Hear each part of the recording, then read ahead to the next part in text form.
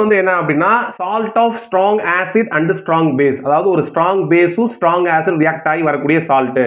For example இங்க என்ன எடுத்துருக்கோம் அப்படின்னா sodium hydroxide and nitric acid, இது ரெண்டு ரியாக்ட் ஆகி நமக்கு சோடியம் நைட்ரேட்டையும் வாட்டரையும் கொடுக்குது. சரியா?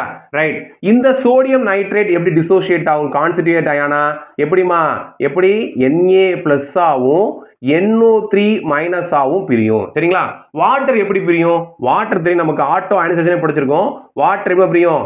H+ ஆகும் OH மைனஸ் ஆகும் பிரியும். ரைட், இது நமக்கு தெரிஞ்ச விஷயம் தான். சரி, இப்போ இந்த கான்ஸ்டிடியூயன்ட் அயான்ஸ் ரியாக்ட் ஆகி நமக்கு என்ன கொடுக்கணும் அப்படின்னா ரிவர்ஸ் ரியாக்ஷனை கொடுக்கணும். அதாவது இந்த Na+ வாட்டரோட OH மைனஸ் ரியாக்ட் ஆகி ஸ்ட்ராங் பேஸ் ஆன சோடியம் ஹைட்ராக்சைடையும் இந்த NO3- வாட்டர்ல இருக்கக்கூடிய H+ ரியாக்ட் ஆகி நைட்ரிக் ஆசிடையும் கொடுக்கணும். ஆனா கொடுக்கல.